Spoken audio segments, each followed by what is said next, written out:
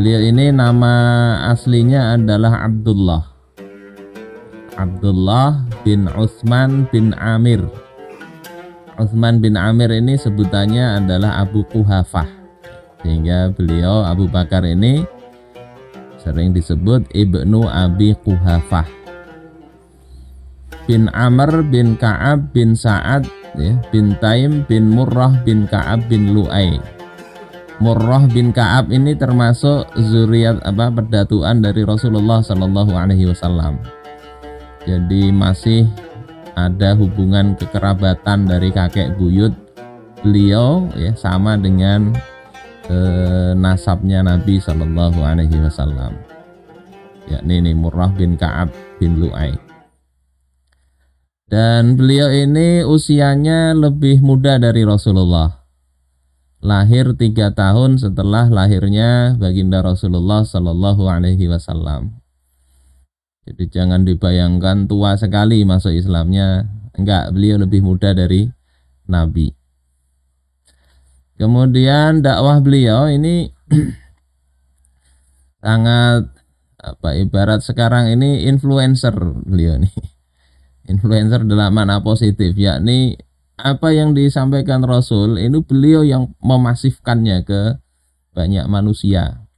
Ini karena sifat beliau ini pemersatu kaumnya, bukan pemersatu bangsa dalam makna orang-orang netizen itu. Orang yang disenangi oleh kaumnya. Kemudian lembut perangainya. Ya, karena lembut ini bisa disenangi banyak orang. Dan orang sering bergaul datang kepada beliau untuk berbagai macam urusan. Karena beliau ini wawasannya luas, kemudian beliau juga orang kaya, ya, orang punya perniagaan yang sukses. Sehingga wajar ya ketika orang seperti itu sifatnya bagus, dermawan, kaya, lembut, maka banyak temannya. Dari teman yang banyak itu, beliau atas izin Allah ya, berhasil mengajak sahabat-sahabat ya di lingkaran beliau ini. Sayyidina Utsman bin Affan itu masuk Islam didakwai beliau. Zubair bin Al-Awwam, Abdurrahman bin Auf, Sa'ad bin Abi Waqqas, Tolhah bin Ubaidillah, ya, Abu Ubaidah bin Al-Jarrah. Ini orang-orang yang dijamin masuk surga semua ini. Kemudian Abu Salamah, Al-Arqam bin Abil Arqam, kemudian Utsman bin Maz'un dan sebagainya. Dan di antara budak-budak yang disiksa oleh kaumnya itu, oleh tuannya itu, beliau bebaskan, ya, beliau bayari kemudian dibebaskan. Ini dakwah beliau dan luar biasanya beliau ini, pergaulannya luas dan itu dimanfaatkan untuk dakwah. Ya, banyak orang yang pergaulannya luas tapi nggak ngefek ke dakwah, ngomongnya bisnis saja. Kalau beliau ini nggak. Kemudian kedudukan beliau ini ya cukup dilihat di dalam hadis riwayat Imam At-Tirmidzi dan Ahmad dari Abu Hurairah radhiyallahu taalaan. Beliau mengatakan ya bahwasanya Rasulullah sallallahu alaihi wasallam bersabda, "Mali ahadin indana yadun illa wa qad kafainahu." Tidaklah ada salah seorang pun di antara kita yang punya peran yadun, peran jasa kebaikan, kecuali kami telah membalasnya. Ma khala Abu Bakar, selain Abu Bakar, fa inna lahu indana yadan. Karena sesungguhnya Abu Bakar itu punya banyak jasa kepada kita. Yukafi'uhullahu bihi yaumal qiyamah, yang Allah nanti yang akan membalasnya pada hari kiamat.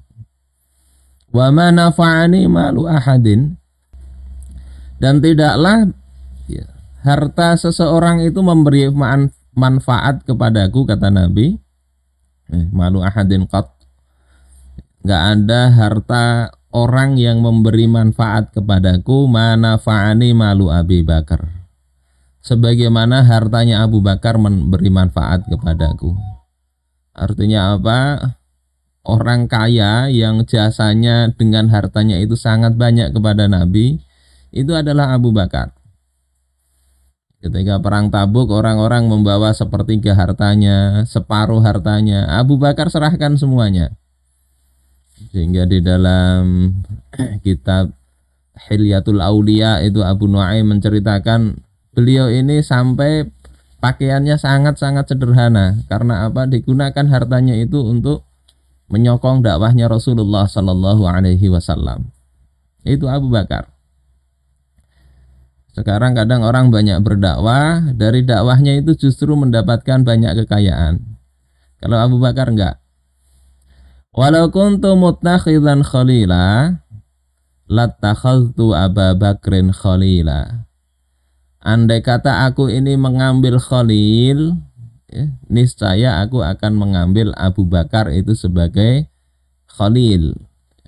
Ini riwayat Imam At-Tirmidzi dan Ahmad. Ini kedudukan Sayyidina Abu Bakar As-Siddiq. Ya, ketika Rasulullah sakit, Rasulullah minta yang mengimami beliau mengimami kaum muslimin menggantikan beliau adalah Sayyidina Abu Bakar. Enggak mau yang lain. Ada yang mengusulkan supaya Umar, ya, dua orang istri beliau ini mengusulkan Umar, tidak diherani oleh Rasulullah, tidak dikabulkan oleh Rasulullah. Tetap Abu Bakar untuk mengimami, menggantikan beliau, ya, mengimami kaum muslimin sholat. Ini kedudukan beliau. Dan beliau ini wafat